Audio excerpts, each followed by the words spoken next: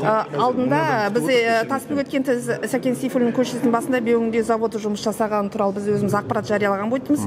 Енді осы күнге дейін осы мәселе, жүзде қазір экологиялық мәселе өршіп тұр, әлі күнге дейін шешілген жоқ. Соны қандай өзіңіздің жауабыңызды бере беріңіз? Кім айтты оны шешілген жоқ? Сіз болдыңыз бұл жерде? Болдық. Мен тоже қазір қосымша зерттейін. Кезінде тапсырмалар берілген, ол мәселе шешілген болу керек. Мен олар кісілерді қабылдадым.